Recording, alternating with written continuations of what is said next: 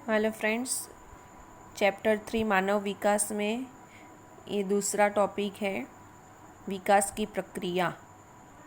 वृद्धि, विकास और परिपक्वता देखा। उसमें विकास कैसे होता है, तो विकास की प्रक्रिया कैसे होती है। तो विकास ये निरंतर यानी कि जीवन पर्यंत चलने वाली प्रक्रिया है। तो ये जो विकास होता है वो कैसे उसके ऊपर कौन कौन प्रभाव डालता है।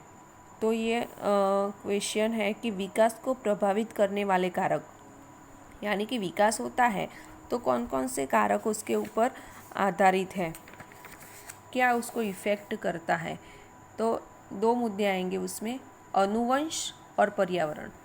विकास को प्रभावित करने वाले कारक, इसमें पहला है अनुवंश और दूसरा है पर्यावरण। अनुवंश उसकी व्याख्या है एक पीढ़ी में से दूसरी पीढ़ी को मिलने वाले जैविक लक्षण अर्थात अनुवंश। एक वाक्य में क्वेश्चन आए ये अनुवंश क्या है, तो एक पीढ़ी में से दूसरी पीढ़ी को मिलने वाले जैविक लक्षण अर्थात अनुवंश।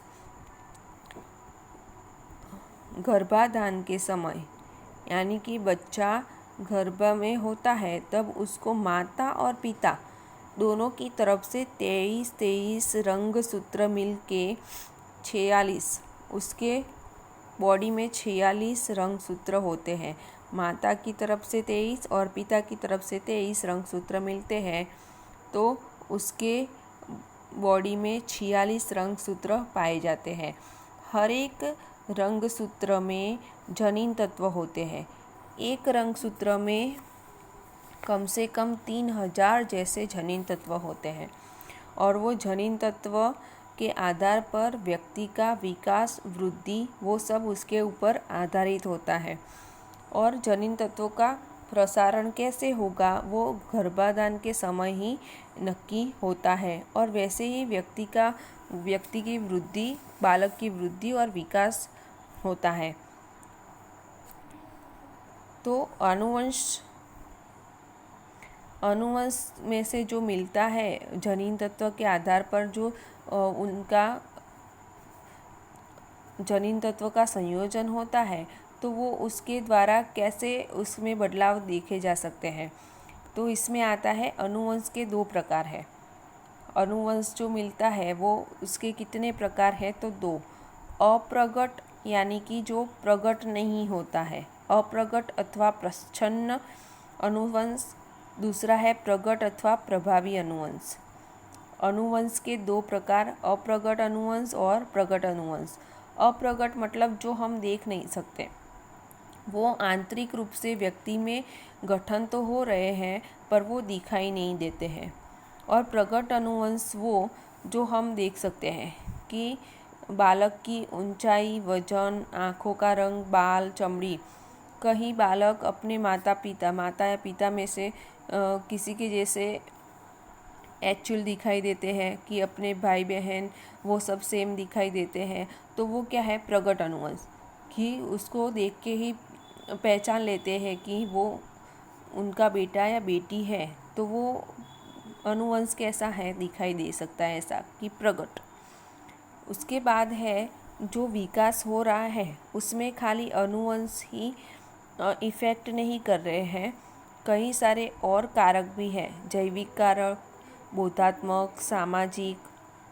तो जैविक प्रक्रिया क्या है कि व्यक्ति को, बालक जब जन्म लेता है तो उनके अंदर जनिन तत्व के आधार पर उसका विकास होता है। तो माता या पिता में से किसी एक को भी डायबिटीज़ या तो हृदय रोग ऐसी कोई बीमारी है तो वो बच्चे में भी आ सकती है, वो है जैविक प्रक्रिया।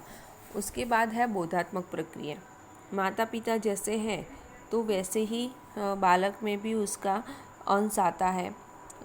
तो वो विकास में कैसे असर करते हैं कि स्मृति, समस्या को हल करने की सूझबूझ, उसकी भाषा, वो सब बोधात्मक प्रक्रियाएं हैं। कोई वाहन से टकरा जाता है तो उसके साथ शांति से बात करते हैं, या तो माफ़ी मांगते हैं या तो झगड़ा करते हैं, वो अपने जनीन तत्व के आधार पर बोधात्मक प्रक्रियाएं निश्चित होती हैं। उसके बाद है सामाजिक सांवेगिक प्रक्रिया।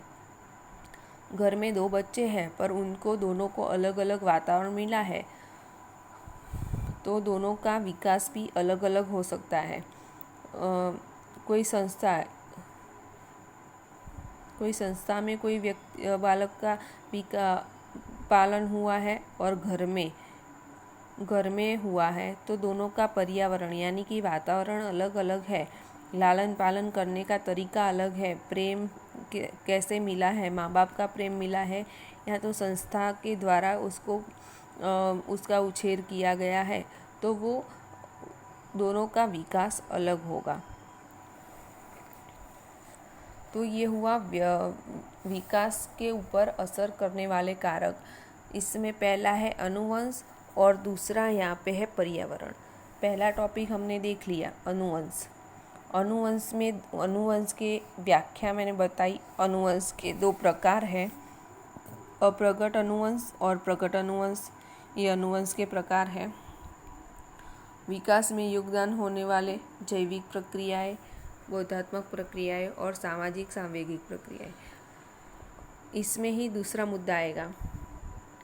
विकास को असर करने वाले कारक तो पहला है अनुवंश और दूसरा है पर्यावरण। तो दूसरा है पर्यावरण, वो हम अगले टॉपिक में देखेंगे।